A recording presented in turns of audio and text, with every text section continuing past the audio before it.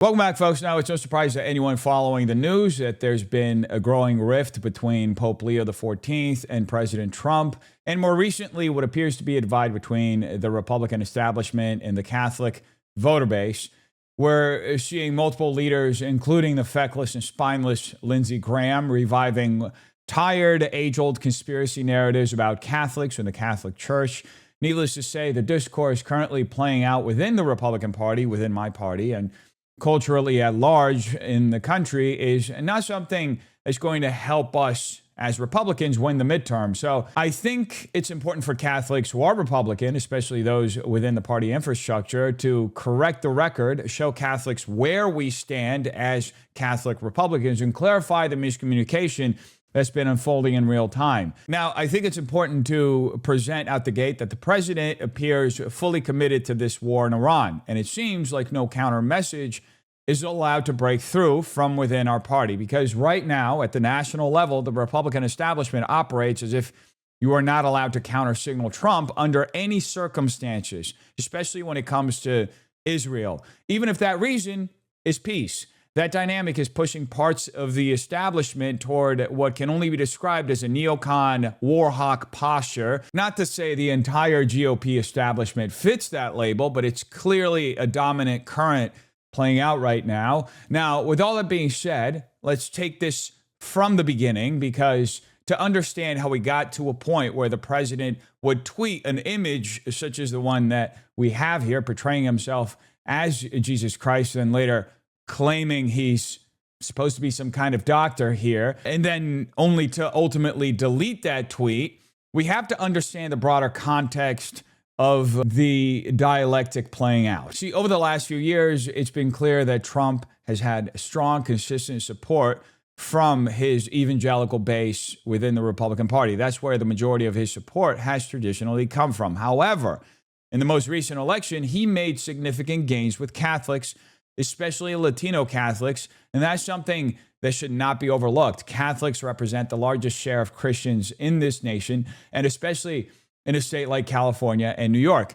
If Republicans ever want a real path to winning in blue states like California, they need to take the Catholic community seriously. Historically, many Catholics have voted Democrat, largely tracing back to the legacy of JFK and the rise of Kennedy Democrats.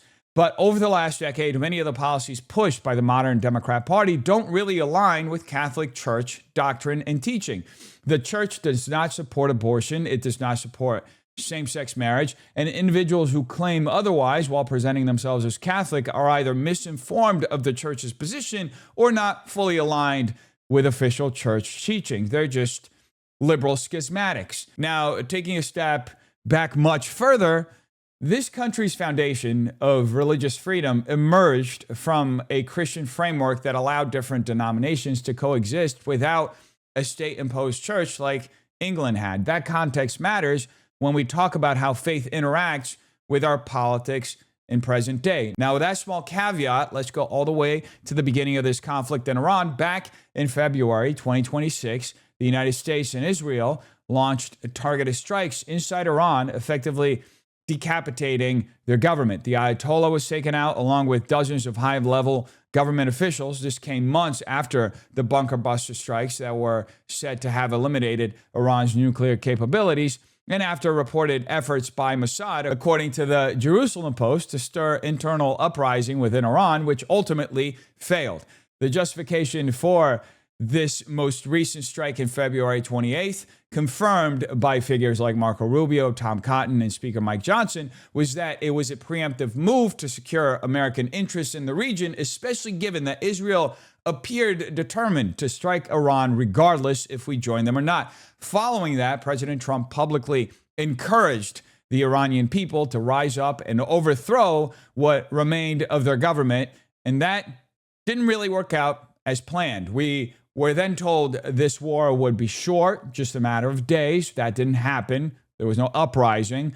The war didn't resolve quickly. Instead, it has now stretched nearly 60 days at the time of the recording of this video. And at least optically, this has been a huge failure. Outside of the core MAGA base, polling suggests this has turned major portions of Democrats, independents, no party preference voters, and even many Republicans against the current approach with the war. It has fractured the Republican Party in many senses. It has forced a clear divide between what people have often described as America first versus Israel first, and it's clarified in real time what America first actually means, prioritizing domestic concerns over foreign long-term entanglements. Now, before Trump posted this controversial image, Pope Leo, the primary global voice of the Catholic Church, has been consistently promoting a message of peace. Now, that's nothing new. The church has always called for peace, regardless of the conflict or the leaders involved. But Pope Leo has been especially direct, using multiple platforms and venues to call for an end to this escalation in the Middle East. At one point, he even stated that God rejects the prayers of leaders who wage war. And that's where this tension really begins to come into focus. Brothers and sisters, this is our God, Jesus, King of peace, who rejects war, whom no one can use to justify war. He does not listen to the prayers of those who wage war, but rejects them, saying, "Even though you make many prayers, I will not listen. Your hands are full of blood." Now, the Pope isn't wrong in that assessment that Jesus largely preached peace. In fact, one of the things that even atheists love to bring up in debates whenever you're debating as a Christian and you get insulted and choose to respond is that Jesus preached turning the other cheek. And that's true. Even though there are moments where Jesus also acknowledged self-defense, such as when he told the disciples to carry a sword. So the full picture is more nuanced than most people like to pretend. Now, all that being said, there is within the Catholic Church a very clear framework for what qualifies as a just war. It's not arbitrary. Traditionally, it requires legitimate authority, a just cause, right intention, last resort, proportionality, and a reasonable chance of success. In other words, war is only morally permissible under very strict conditions. It's not something you default to. It's something you fall back on when everything else has failed. Now, obviously, this war with Iran does not qualify. It doesn't cleanly meet that criteria, which is part of the reason why the Pope has been calling for peace. And even beyond that, even if a conflict did technically meet just war criteria, the mission of the Pope and the mission of the Catholic Church is to call for peace, understanding, and dialogue wherever possible. That's the point. If the church were out here calling for blood, as we saw many rabbis doing at the beginning of this conflict, it would effectively be nullifying its own mission and purpose on earth. And I don't think any religious institution should be calling for conflict, by the way. That runs against the moral intuition that's deeply embedded, not just in Christianity, but even in the broader American understanding of the world, that war rarely produces good outcomes for ordinary people. It produces death, suffering, hunger, shortages, instability, and all the things we've seen play out historically over and over again. Now, one of the most important parts of what Pope Leo is saying here is that he's also admonishing people who are using the message of Christ to justify the war. And that's critical because from the very beginning, this conflict didn't just come with military justification. It came with a moral narrative, a kind of theological framing that tried to turn it into something righteous, something necessary, something almost divinely sanctioned. And before we get to the Christian justifications, let's look at how Jewish leaders were talking about the timing of the initial strikes on February 28th.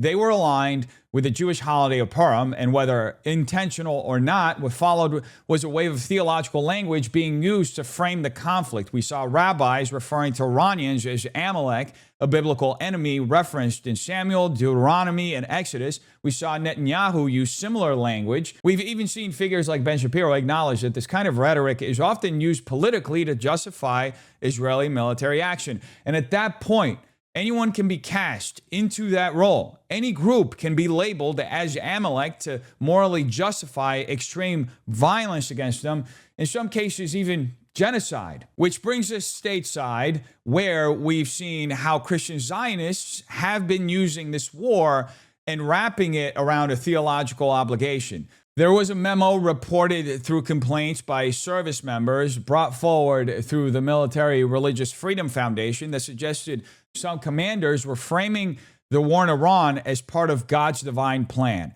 Around 200 troops raised concerns about superiors using explicitly religious language, referencing the book of Revelation, invoking Armageddon, even suggesting that this conflict was tied to the second coming of Christ. Now, think about how dangerous all of this moral obligation being created around this war is.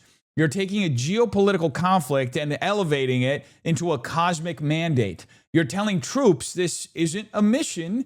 It's not just a mission. It's prophecy unfolding in real time. That's not strategy anymore, folks. It transcends that. That's theology driving the American war machine. And the irony here is hard to ignore. The president himself has said on record that he's not particularly religious, yet sought strong support from Christian voters during the last election cycle. Meanwhile, figures within the administration, like Secretary of War Pete Hegseth, come from a worldview that aligns more closely with Christian Zionism, where these kinds of interpretations aren't fringe, they're foundational. So it's not surprising that this messaging would trickle down into the ranks, which is exactly why the Pope stepping in here matters, because whether you're Catholic or not, the Pope represents the most authoritative global voice for Christian moral teaching within that tradition. And what he's doing here is trying to recenter the message of Christ, pulling it away from war and away from political instrumentalization and back to where it's meant to be, peace.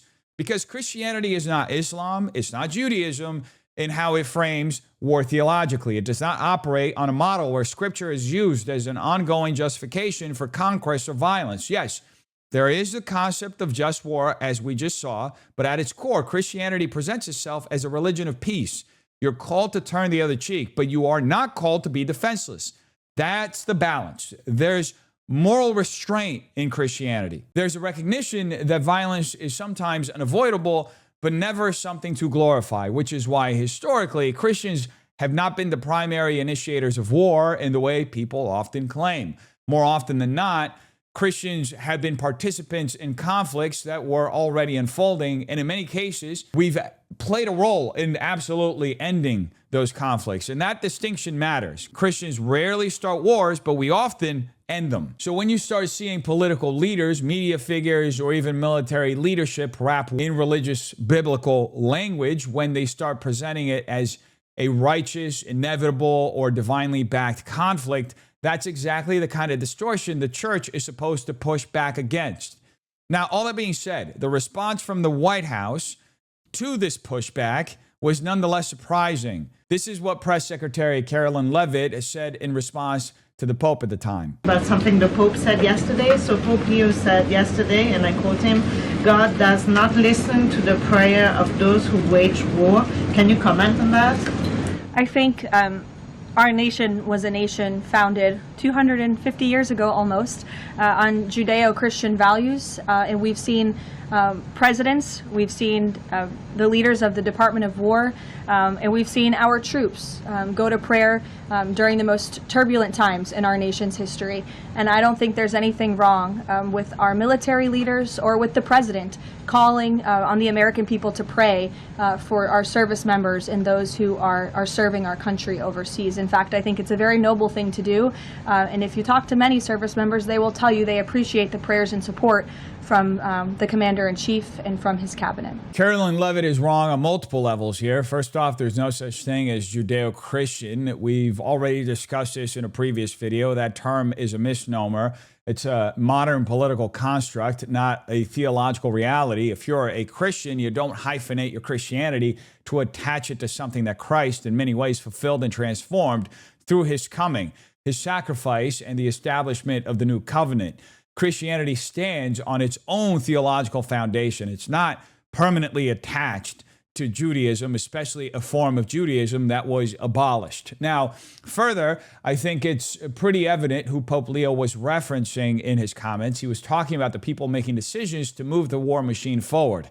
He wasn't talking about the soldiers. He wasn't talking about the young men being flown overseas, often with no real say in the matter, to fight and potentially die in a conflict they didn't design and didn't vote for. That distinction matters, and it's one that gets conveniently blurred when people try to deflect criticism away from the choices made by leadership. Because if you actually listen to what the Pope said He said, God does not listen to the prayers of those who wage war. Your hands are full of blood. That's not aimed at the guy in uniform following orders. That's aimed at the people giving the orders. That's aimed at the people justifying escalation, approving strikes, shaping narratives, and pushing a nation toward another prolonged conflict. Very evidently, through Scripture, God shows mercy to the weak, to the burdened, to the people just trying to survive and live their lives.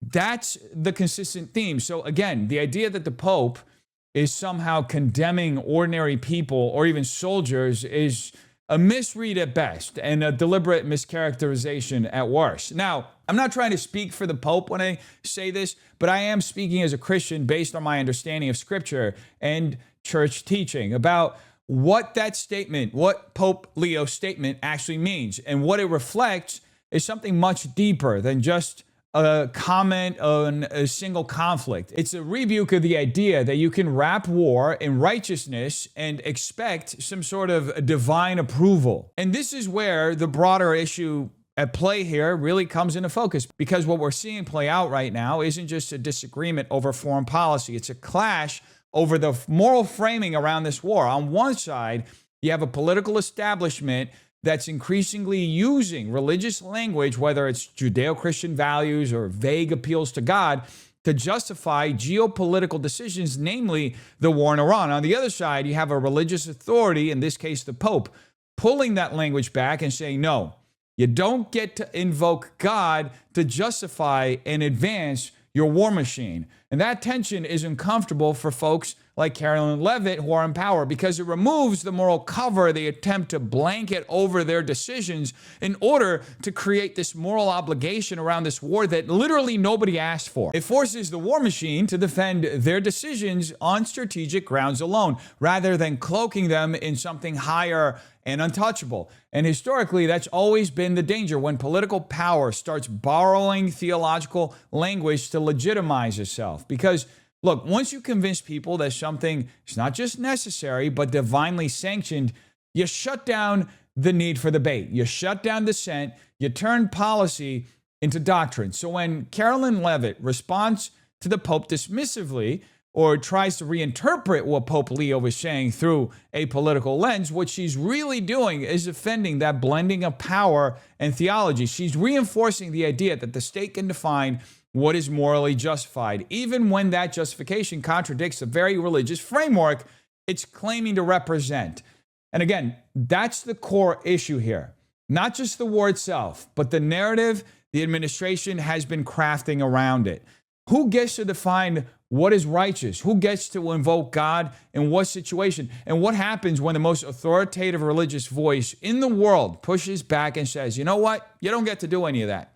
Because at that point, this stops being about messaging and this becomes about legitimacy. In English, I would simply say, once again, what I said in the Urbi et Orbi message on Sunday, asking all people of goodwill to search always for peace and not violence, to reject war, especially a war which many people have said is an unjust war, which is continuing to escalate and which is not resolving anything. In fact, we have a worldwide economic crisis, energy crisis, situation in the Middle East of great instability, which is only provoking more hatred throughout the world. So come back to the table, let's talk, let's look for solutions in a peaceful way, and let's remember especially the innocent, children, the elderly, the sick, so many people who have already become or will become victims of this continued warfare. To remind all that attacks on civilian infrastructure is against international law, but that it is also a sign of the hatred, the division, the destruction that the human being is capable of. And we all want to work for peace. People want peace. I would invite the citizens of all the countries involved to contact the authorities, political leaders, congressmen, to ask them, tell them to work for peace and to reject war always. Thank you very much. Now, again, the Pope is consistent with his message. He's calling for peace. He's not even calling out the Trump administration specifically. He's just broadly calling for peace on all sides. He's asking people to come to the table, to look for solutions in a peaceful way. And that's a reasonable message. If you're a Christian, you understand exactly where the Pope's coming from. This is what Christ would have advocated for himself.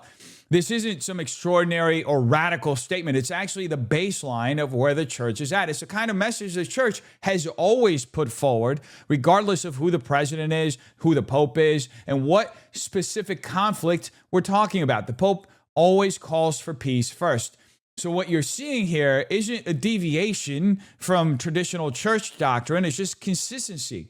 And I also think it's important that the Pope is calling out attacks on civilian infrastructure, because that's something that for a long time during this conflict went completely under the radar, or at least wasn't emphasized enough in mainstream discussion. Now it's being talked about more, partly because it's become a factor in negotiations. The Iranians have brought attention to this in peace talks, but the reality is these kinds of strikes have been happening for a while. You've seen attacks on civilian infrastructure by Israel in southern Lebanon, almost as long as the war in Iran has been going on, under the justification that Israel is targeting Hezbollah. And that justification mirrors what we've seen play out elsewhere, like in Gaza, where the argument is that militants, Hamas, was embedded in civilian infrastructure. But look, at a certain point, you have to step back and ask a basic question. If your operation requires killing an extraordinary number of civilians, destroying buildings, leveling infrastructure, what kind of operation are you actually running? Is this about precision targeting, or is it about creating fear on such a massive scale that populations are just forced to move out and you can just incorporate that land into your nation? Is it about dismantling militant groups, or is it about reshaping entire regions by flattening them like you did with Gaza? Because when you look at the scale of destruction, it starts to raise those questions, whether people are comfortable asking them or not. And we should be asking them, because we're funding these operations. And that's why the Pope bringing this up matters, because he's not engaging in political spin. He's pointing out a moral line. Attacks on civilian infrastructure violate international law. And more importantly, they violate the basic moral framework that's supposed to guide any justifiable use of force. You saw similar targeting in Iran at certain points as well. Bridges, energy plants being blown up, critical infrastructure that directly affects civilian life. And once that becomes normalized, once those sorts of attacks are just commonplace, you're no longer just fighting an enemy force, you're purposely impacting entire populations. Now look, maybe that also helps explain some of the strategic hesitation that we've been seeing recently. There's been speculation about why Israel hasn't shown strong interest in joining a broader ground invasion of Iran alongside the United States. Maybe part of that is because they're already heavily engaged in southern Lebanon. Maybe they're stretched too thin. Maybe they're prioritizing regional objectives differently. At this point, there's a lot we don't fully know. But what is clear is that multiple fronts are active, and the humanitarian consequences are mounting exponentially day by day. So again, this is where the Pope's role becomes significant. He's using his platform to refocus the conversation, not on who's winning, not on strategy, not on political narratives, but on the human cost, on the fact that civilian infrastructure is being hit, on the fact that populations are being displaced, on the fact that at the end of the day, everyone claims they want peace, but the actions on the ground don't always reflect that. Now, all that being said, the president's response to the Pope was, to say the least, bizarre. The president said, Pope Leo is weak on crime and terrible for foreign policy. He talks about fear of the Trump administration, but doesn't mention the fear that the Catholic Church and all other Christian organizations had during COVID, when they were arresting priests, ministers, and everybody else for holding church services, even when going outside and being 10 and even 20 feet apart. I like his brother Louis much better than I like him, because Louis is all MAGA, he gets it, and Leo doesn't.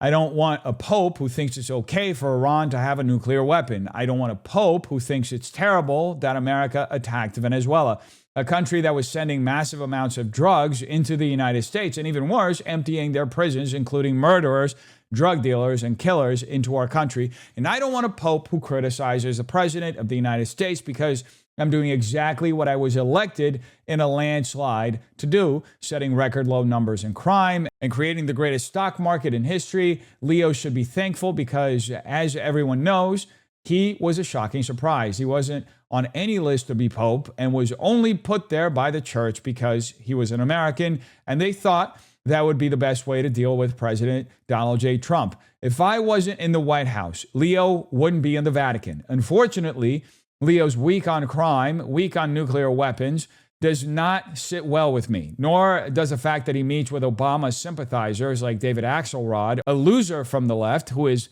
one of those who wanted churchgoers and clerics to be arrested. Leo should get his act together as Pope, use common sense, stop catering to the radical left, and focus on being a great Pope, not a politician. It's hurting him very badly, and more importantly, it's hurting the Catholic Church. President Donald J. Trump. Now, look, I'm not going to beat around the bush. This statement is absolutely unhinged for more reasons than one. The president calling Pope Leo weak on crime and terrible for foreign policy is just bizarre. It's strange because what do you think Jesus was going around doing? Arresting people? Literally, the first saint, the first person that Jesus saved on the cross and sent into heaven with him was the thief on the cross next to him. So what are you talking about?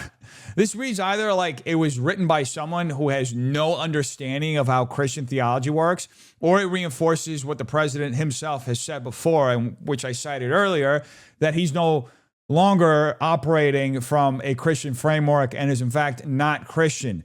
Now, I'm not here to speculate on his personal faith, but there's audio out there of him saying he's not Christian while still appealing to Christian voters. That's what I keep referencing. And when you read statements like this, it actually shows, because what exactly is the expectation here?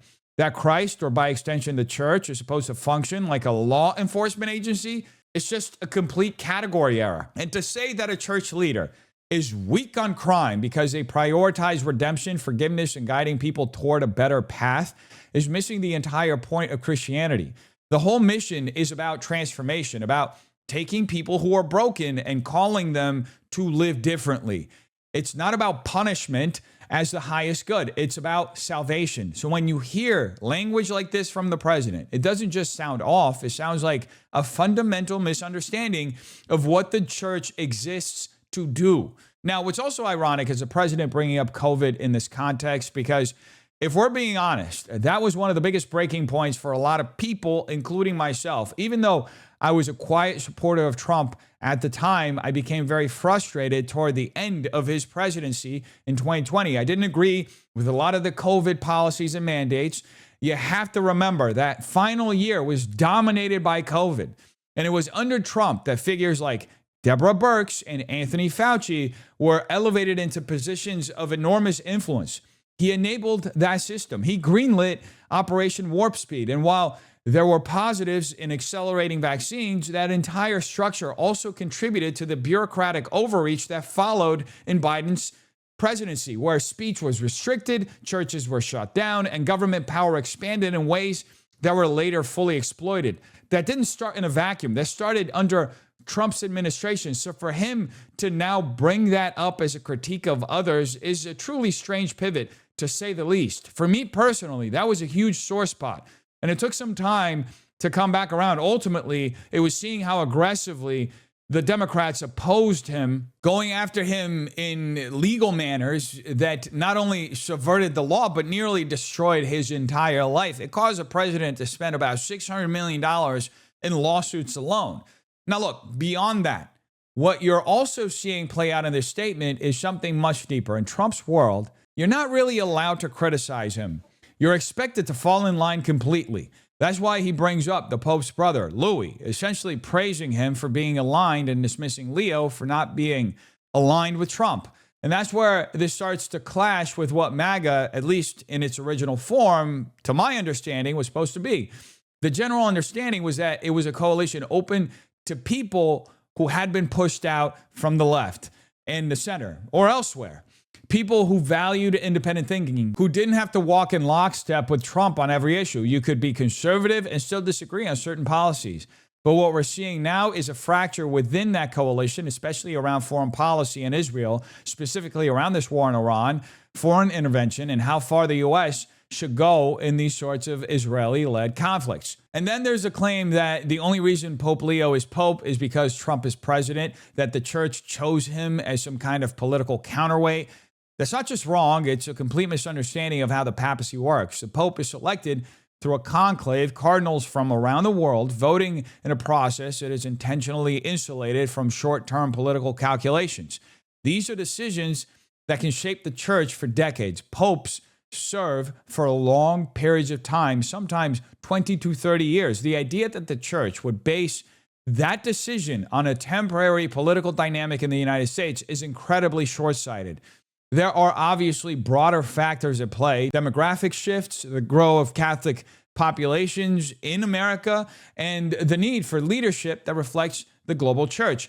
And in that sense, choosing an American pope at this moment actually aligns with the reality that Catholicism is growing significantly in the United States and beyond. So if anything, it was a strategic and representative decision, not some reaction to one presidency. But beyond that, you also have Trump doing what he often does, leaning into his bravado. And look, if you're delivering results, if you're going to talk about them, that's fine. That's all politics. But to then pivot back into saying the Pope is weak on crime, weak on nuclear weapons, and implying that he supports Iran having nuclear weapons, it's not just dishonest, it's a distortion. And then to say that the Pope shouldn't be meeting with someone like David Axelrod simply because he's on the left, that again shows misunderstanding of the role of the church. The church doesn't operate as a partisan institution. It engages with people across political lines. That's part of its mission. You don't restrict dialogue based on ideology.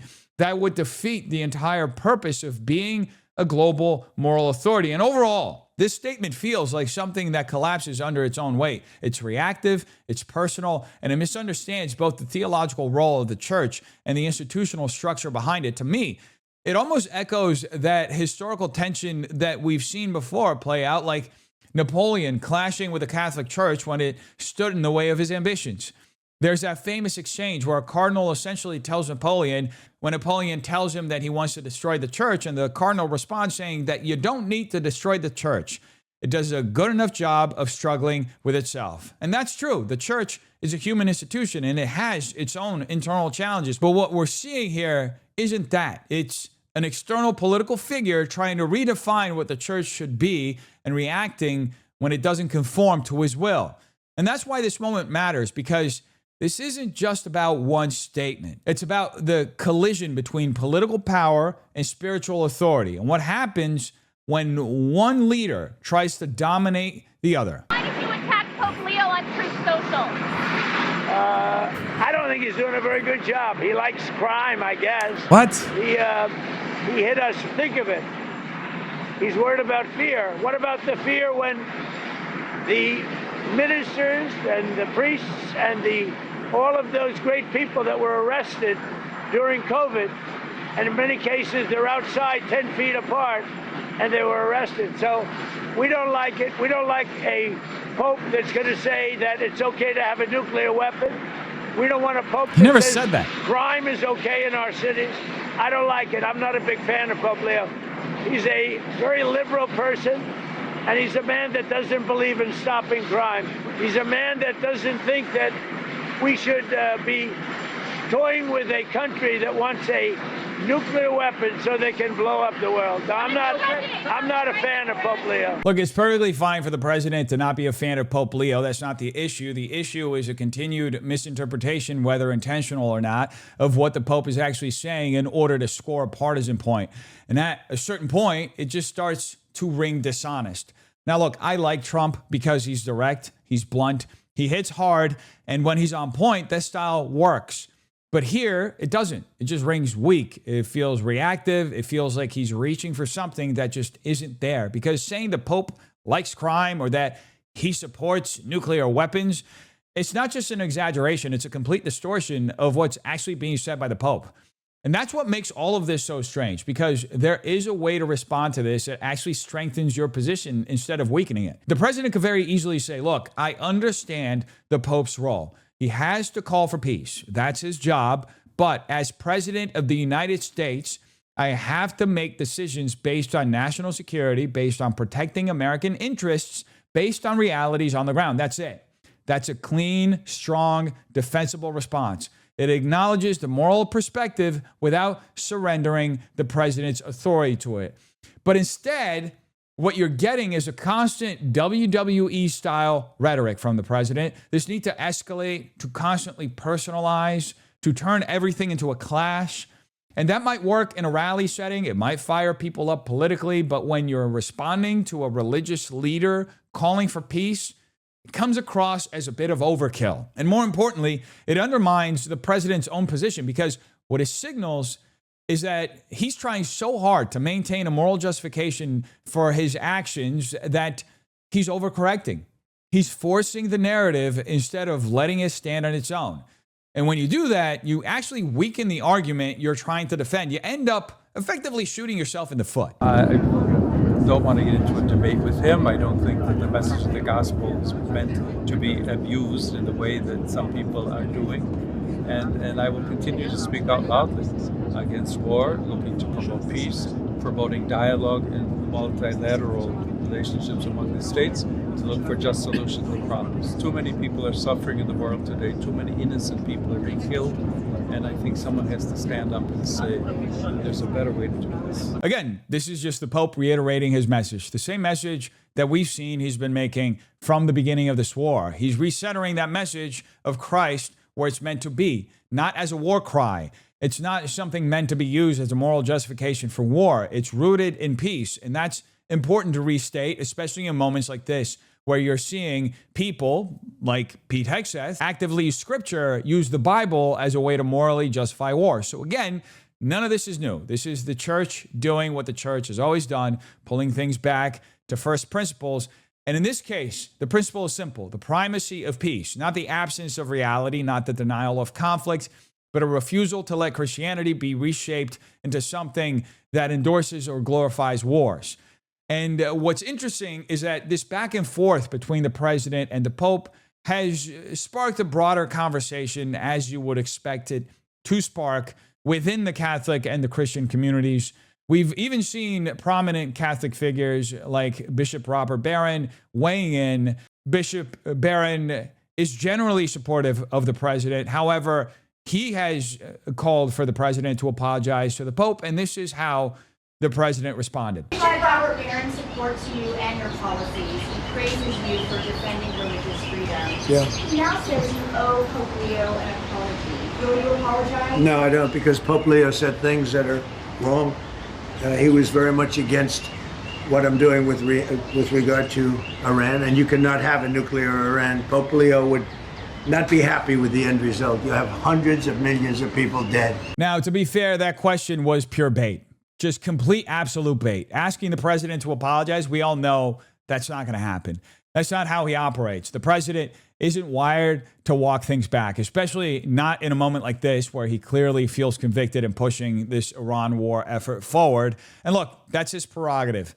He's the commander-in-chief. He's going to act based on what he believes is necessary to protect American interests. And that's why so many people trust him, including myself. And we may have disagreements on how that's executed, but at the end of the day, he has a job because we thought he was, and we still think that he's still the best for the job. But at the same time, there's a difference between conviction and strategy, because if you're looking at this purely from a political standpoint, this is one of those moments where a little bit of tact would have gone a long way. You don't have to fold. You don't have to concede your position.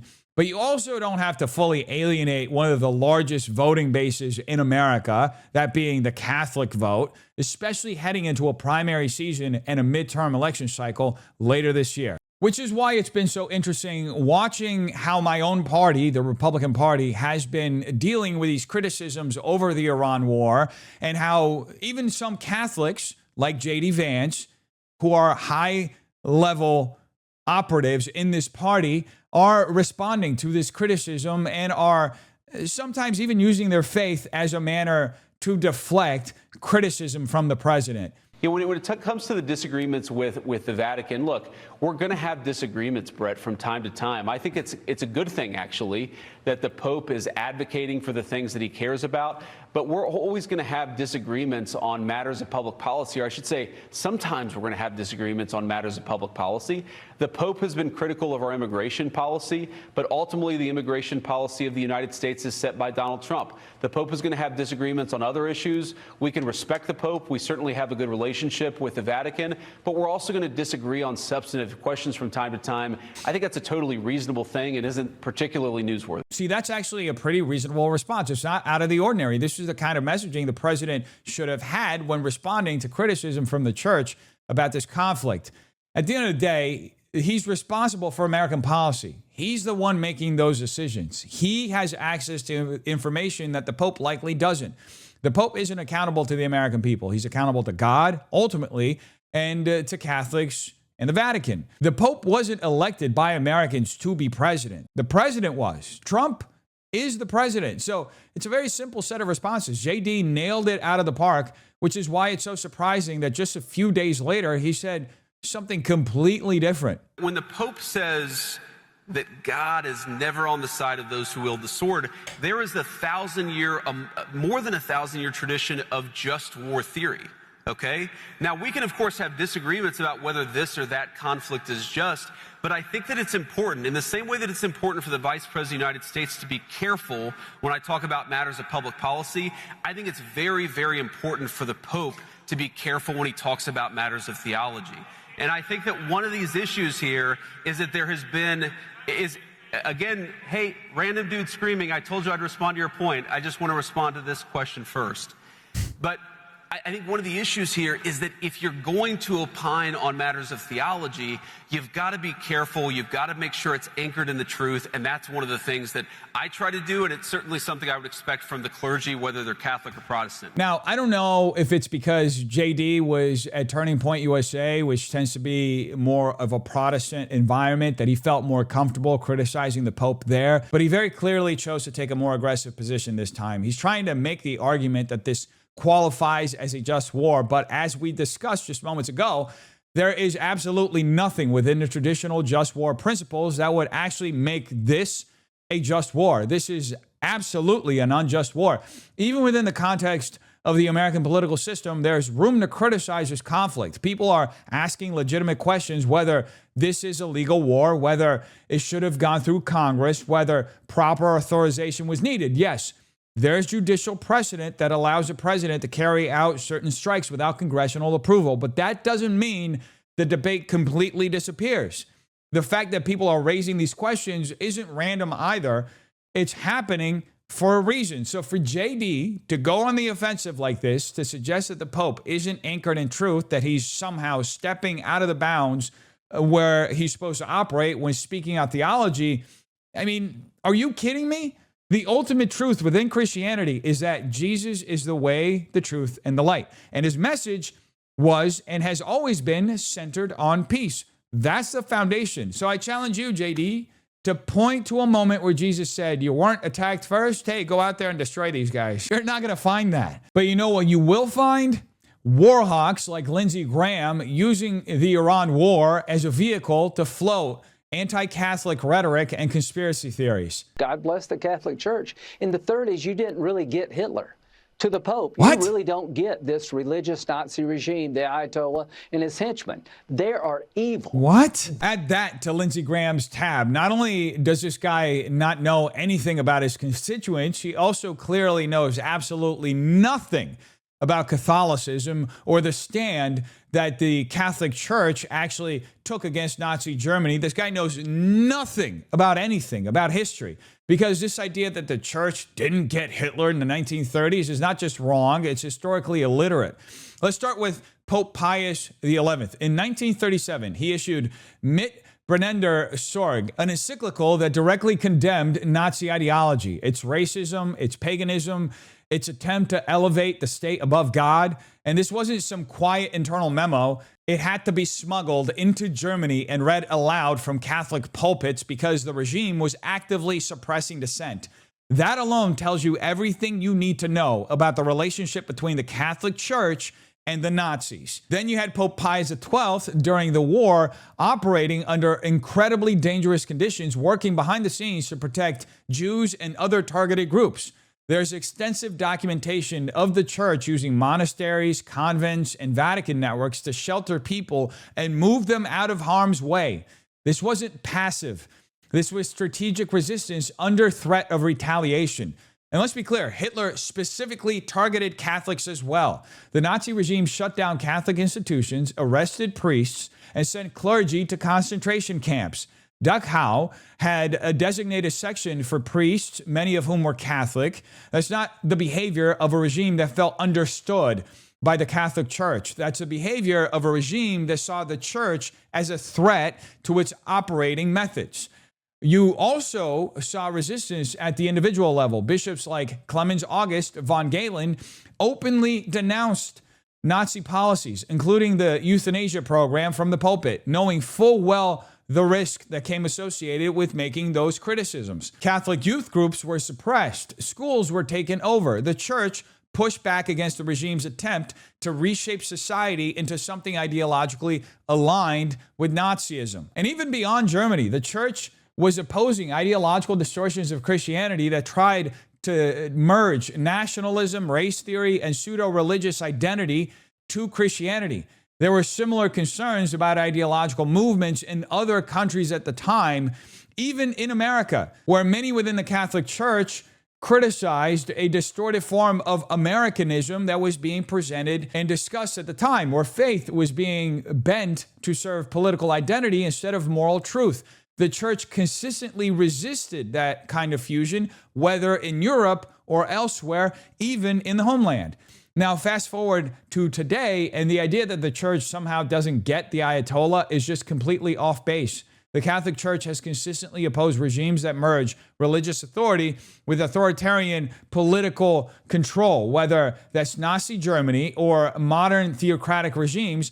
It has repeatedly called out persecution, violence, and the suppression of human rights under those systems. So when Lindsey Graham tries to draw this comparison, he's not just making a bad analogy, he's exposing the complete lack of understanding of history, theology, and the role of the church has played in confronting exactly the kind of regimes that Lindsey is talking about. And that's the problem, because when you start throwing around Hitlerian fallacies, when you start making comparisons to World War II without actually knowing your history, you don't clarify anything. You just weaken your own argument and you make yourself look like a greater fool than most people already think you to be. This is all about trying to hurt President Trump's Catholic vote during the midterms and Republicans during the midterms.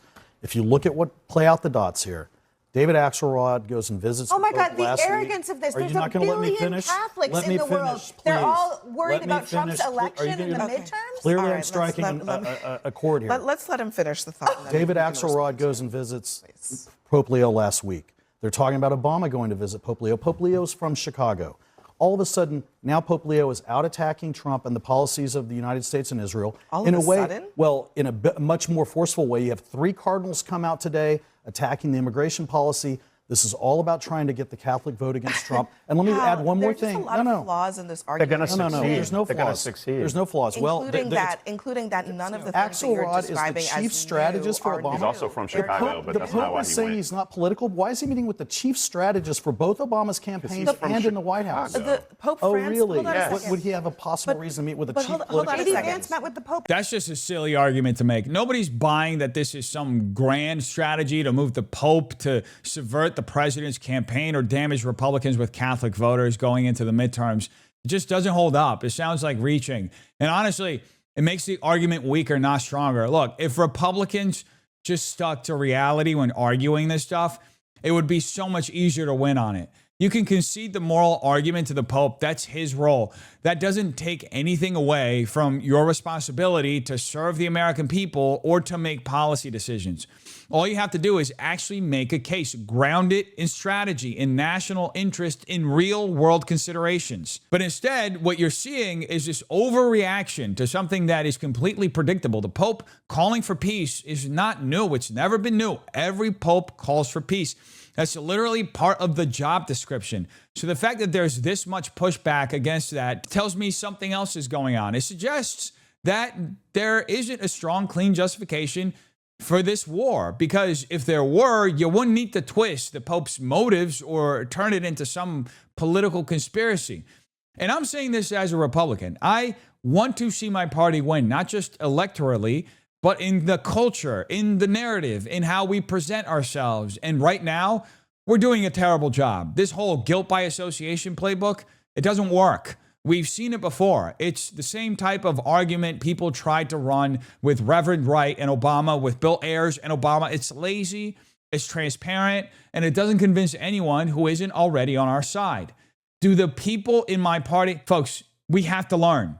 We just have to stick to the truth. The truth is on our side here. The truth is always enough. You don't need to manufacture these narratives or assign hidden motives to the Pope of all people so you can get everyone to agree with you. The truth shall set you free. This isn't helping us. Now, all that being said, the attempt to fracture Republicans and Catholics is coming from an entirely different place. Zionists. And I'm not saying this conspiratorially. We're seeing Christian Zionists as well as Jewish Zionists come together in order to try to splinter Catholics. And one of the most visible attempts at doing this came from the PBD podcast. As we saw just a couple of days ago, Patrick Bet-David went all in on these anti-Catholic, anti-Christian conspiracy theories. And here's a brief statement that illustrates just how dishonest some of these arguments and narratives are being pushed out there. But then Catholics have that issue with Jews. And they act like, they're all innocent and everything. And when you look at Catholics, the amount of centralized power they have. Centralized. If you know what the total Catholic population is worldwide? It's like 1.213 billion. Jews are 15 million. 15 million. But Jews are decentralized, meaning Jews don't have somebody they listen to that says, hey, you better do this. Catholics, God forbid you say something about the Pope. They're like, hey, man, listen, who is that Pope figure in the Christian community? We don't have one. This argument in and of itself is highly ironic to make, especially when it's being used in defense of Jews who are constantly attacked with this sort of dual loyalty charge. Because at its core, this is what it is. This is what's being pushed. This is an allegiance charge. And historically, none of this is new. That's just a recycled argument. Because what PBD is mentioning here is a resurfacing of a 19th and early 20th century conspiracy theory that came out of American nativist movements like the Know Nothings. These were groups that argued that Roman Catholicism was essentially a form of political servitude, that Catholics couldn't be trusted as citizens because their ultimate loyalty was to the Vatican. In fact, this idea showed up as early as an 1856 pamphlet that tried to contrast Romanism with American republicanism. And that line of thinking became a core component of broader anti-Catholic sentiment in this country. And what did that sentiment rely on? Myths. Myths about papal control, about clergy influence, about Catholics secretly taking orders from Rome in ways that override their duty as Americans. It frames Catholic faith as fundamentally incompatible with national loyalty, as if being Catholic meant you couldn't fully belong to this country. Needless to say, all of that is completely false. And you can see that even in something as simple as lived reality. I mean, look, I've got an American flag right here behind me. I don't have a papal flag hanging in my office. Yes, I have Catholic imagery near me. I have a rosary. I have crosses tattooed on my shoulders, but none of that signals allegiance to a political institution. It signals faith. It signals devotion to Christ. That's a completely different category. But what's happening now is that this whole narrative is being drudged back up because it's useful. It's useful if you're trying to discredit a group of people who are raising moral objections to bad policy. It's useful if you want to frame disagreement as disloyalty instead of actually engaging with the substance of the argument. And that's what's truly concerning, because it shows how quickly certain factions, particularly the neocons, the war hawks within the Republican movement, are willing to reach back 150 years and pull out conspiracy theories just to defend their pro-Iran war position. Instead of making a clear case for this war, instead of arguing the war on its merits, they default to questioning the loyalty of Catholics. That should tell you something. It tells you that the argument is just not strong enough on its own on behalf of this war. And what's even more striking is how quickly some people fall in line with this garbage. You have individuals who are so committed to a political worldview, so committed to this idea of perpetual conflict and intervention that they're willing to undermine their own faith in the process. They'll distance themselves from it, reinterpret it, or outright dismiss it, just to stay aligned with the narrative. We've even seen this happen very clearly. You had Sean Hannity just a couple of days ago say this. Now, I do want to shift gears with a message to the Vatican tonight, specifically to Pope Leo, who has openly condemned America's war in Iran while seemingly enjoying a public fight with President Trump. First, let me give some context. Like millions of Americans, I was raised Catholic. I went to Catholic school for 12 years. I even attended a seminary in high school, studied theology, Latin, went to Mass daily. But as of today, I no longer consider myself a Catholic. Look, I'm just going to say this. I genuinely pray for this man's soul, because if the line you're drawing is war, if the thing that pushes you to walk away from your faith is fealty to waging war, man, I don't even know what to say anymore. You're lost. You really are. The line you chose to draw, the breaking point for you to abandon your faith, is the Pope calling for peace. That's what did it. First off, let's be clear about what actually happened. He says the Pope condemned the war. Nope. He just criticized it. He called for peace. We saw the statement earlier. He called for people to come together, to pursue a ceasefire, to negotiate, to de-escalate. That's it. That's the position. And that's what made you want to leave the church? Oh, man. But look, this wasn't the only bad take in this entire situation. Scott Jennings, who rarely has them, ended up having one of the worst ones that I've heard. Not worse than Lindsey Graham, though, but still pretty bad. It just seems as though Republicans are committed to taking the L on this one. Although our commanders-in-chief and military leaders often pray to God for success in battle, it's happened since George Washington knelt in the snow at Valley Forge. We aren't a theocracy. We have separation of church and state. It may be that the American left is trying to turn us into a theocracy, which would be quite a development. What? But he's a president of the United States, which is a political office. The Pope is a faith leader. Those are two different things. You don't expect somebody who's this articulate like Scott Jennings to be this dense when it comes to this topic, because the reality is he knows exactly what the Pope means when he calls for peace. He knows exactly what the Pope's role is.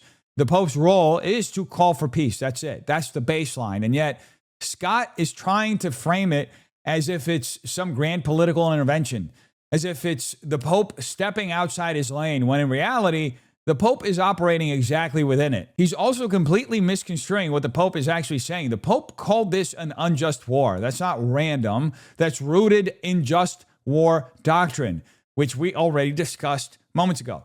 And when you actually apply those principles, this doesn't meet that criteria. This is, by those standards, an unjust war. So the Pope isn't freeballing here. He's following the framework that the church has operated under for centuries. Now, on the point about the United States not being a theocracy, yeah, you're right, Scott. Nobody is arguing that it is. Nobody's trying to make it one. And to be honest, the idea that the American left is trying to turn this country into a theocracy doesn't even make sense. If anything, their orientation has been toward a more secular, post-religious, communist framework. Meanwhile, the Republican Party has historically been the one trying to preserve some connection to religious morality and faith within American public life. So to suggest that even acknowledging or considering the Pope's moral argument somehow moves us toward theocracy, that's an absolute false equivalence. It doesn't track. Listening to a moral perspective is not the same thing as subordinating the state to a religious institution. And that's where, once again, we start edging into this, whether intentionally or not, anti-Catholic rhetoric and line of thinking. The idea that if you even take the Pope seriously on moral grounds, you're somehow compromised, that you're taking orders from Rome, that your loyalty is divided. That's not a new argument. As we saw, this has been around for 150 years, and it's absolutely insane to me that Republicans in leadership who are seen nationally on television every day and night are now rolling out this line that will effectively alienate Catholics before a primary and a midterm. You think you can win this country without Catholic votes? Seriously? The Catholic Church and Christianity at large is a broad spectrum of people. I mean, you had your boss, Joe Biden, in the White House. I mean, he believed in abortion, believed in gay marriage, not doctrine Catholic teachings either. So there's a broad spectrum of political views among people who are practicing Christians and practicing Catholics. There's nothing unusual about that. But ultimately, you look to the President of the United States to act in the best interest of the nation.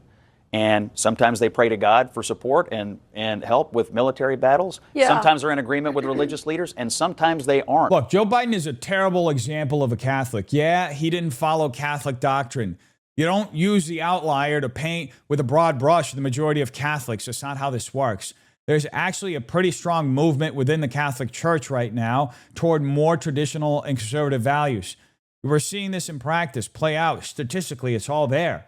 The church I go to and others I've attended, we have people returning to older traditions like women covering their heads, something that was common decades ago back in the 1950s and has started making a comeback in certain communities. So the idea that you can point to one political figure and use that as a stand-in for the entire faith just doesn't hold up. It's a hasty generalization. And look, we can go back and forth all day about Catholicism. You can bring up the worst example you can find, someone who supports abortion, gay marriage, and say, see, this represents Catholics. But that completely misses the point. That's not representative of the doctrine. And it's not representative of how a lot of practicing Catholics, the majority, actually view their faith. What this really comes down to is messaging and coalition building. There is a way to keep Catholics within the Republican political coalition without constantly attacking the Pope or mischaracterizing what the majority of Catholics actually believe. You don't need to do that. In fact, it's counterproductive because every time you take a swing at the Pope for calling for peace or distort the church's position, you're not strengthening your argument. You're alienating the people who would otherwise be aligned with you on most core issues. And that's the bigger problem here. It's not just about theological disagreement or political differences. It's about whether you're actually trying to build something sustainable long-term or whether you're just reacting in the moment and pushing voters away unnecessarily. Because if the goal is to win, to actually win culturally and politically, you're not going to be able to do it without Catholics, especially if you're a conservative and a Republican. All that said, it seems as though the president is committed to the beef. Once he gets something in his head, he tends to go all in, even when it starts to come across as petty. Now, this recent headline from a couple of days ago claimed that Trump pulled millions in funding from a Catholic charity. Now, there's a lot of speculation about the timing of this news, as well as the beef between the president and the Pope.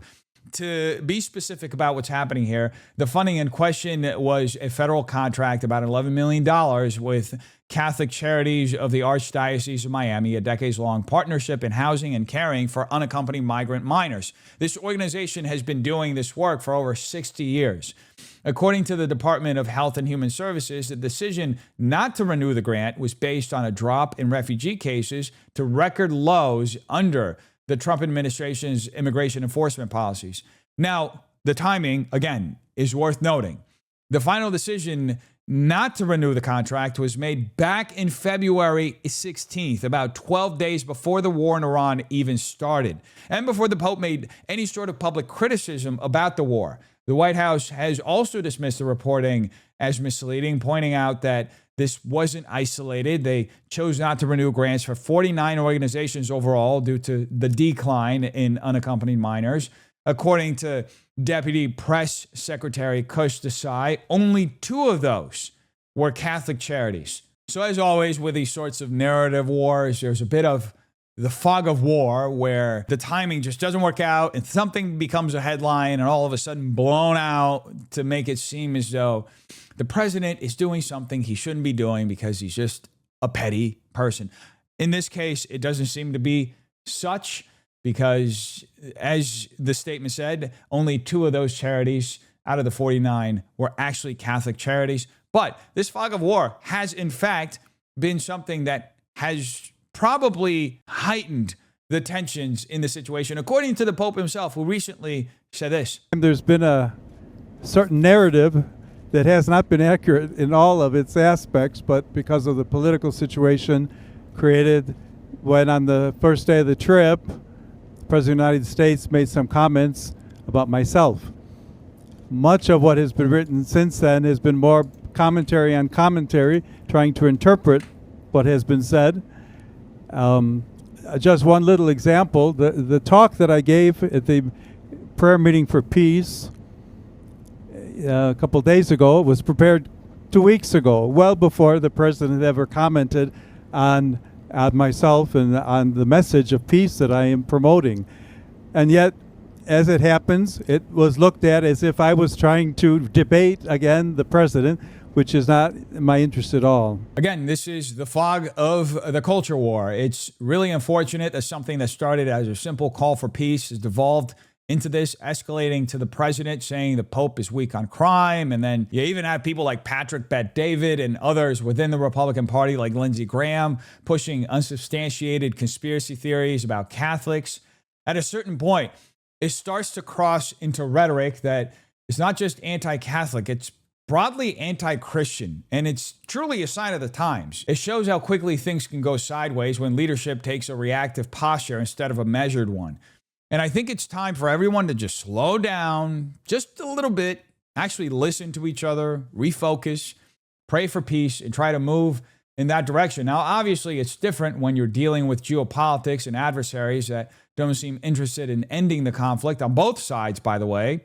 You saw Israel break the ceasefire shortly after it was declared by the president. So the will to end a war can't just be rhetoric. It has to be actively pursued, and that's not easy. Peace takes actual work. It requires restraint, discipline, and a willingness to step back from escalation. And the reality is, a lot of times it seems like countries would rather continue fighting than actually do that work. Now, I don't want to overgeneralize, but from a Western perspective, that's often what it appears to be. Anyway, folks, you tell me what you think in the comments down below. Hope you have a terrific day. Peace.